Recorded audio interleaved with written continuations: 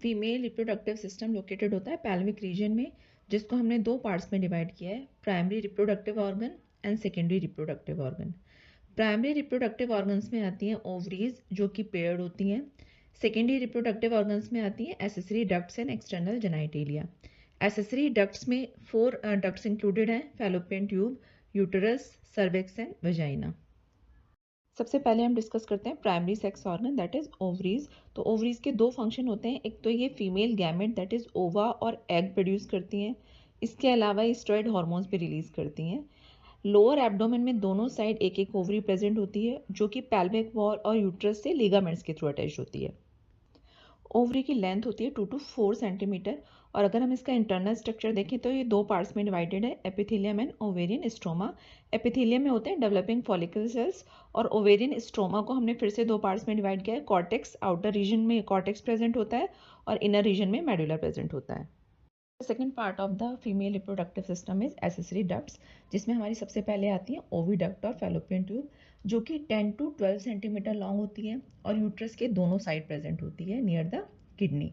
अगर हम इसको डिवाइड करें फैलोपियन ट्यूब को तो हम इसको 3 पार्ट्स में डिवाइड कर सकते हैं, जैसा कि डायग्राम में भी दिख रहा है कि जो ओवरी के पास जो पार्ट प्रेजेंट होता है फैलोपियन ट्यूब का उसको हम बोलते हैं इनफंडिबुलम, जो कि फनल शेप्ड होता है। उसमें फिंगर लाइक प्रोजेक्शंस होते हैं जिनको हम फिम्ब्री बोलते हैं। तो ये जो फिम्ब्री है ये ओवुलेशन के बाद ओवम को कलेक्ट करने के लिए रिस्पॉन्सिबल होते हैं। फिर जो मिडल पार्ट है हमारा फैलोपियन ट्यूब का उसको हम बोलते हैं एम्पुला, और जो लास्ट पार्ट है फैलोपियन ट्यूब का या ओविडक्ट का उसको हम बोलते हैं इस्थमस, जो कि यूट्रस से कनेक्टेड होता है। Second duct in accessory ducts is uterus और वॉर्म, जो कि सिंगल होता है, मस्कुलर होता है, हॉलो होता है और इन्वर्टेड पियर शेप्ड स्ट्रक्चर होता है। पेल्विक वॉल से ये लिगामेंट्स के थ्रू अटैच होता है और इसकी वॉल को हम 3 लेयर्स में डिवाइड कर सकते हैं, perimetrium, myometrium and endometrium. Perimetrium है ये आउटरमोस्ट लेयर है और ये थिन होती है और मेम्ब्रेनस होती है।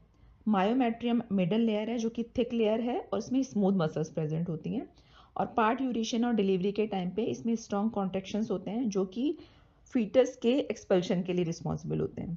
लास्ट लेयर इज एंडोमेट्रियम, जो कि इनर मोस्ट लेयर है और ये ग्लैंडुलर होती है और मेंस्ट्रुअल साइकिल के टाइम पे इसमें साइक्लिक चेंजेस होते हैं जो कि मेंस्ट्रुएशन के लिए रिस्पॉन्सिबल होते हैं। यूट्रस फिर ओपन होता है विजाइना में थ्रू सर्विक्स और cervical canal. Cervical canal plus vagina के लिए हम एक टर्म यूज करते हैं birth canal. Now the external genitalia of females, which is known as vulva, it is divided into 5 parts. इसका सबसे पहला पार्ट है mons pubis, जो कि कुशन है फैटी टिश्यू का, which is covered by skin and pubic hair. Second part is labia majora, which is a fold of tissue and its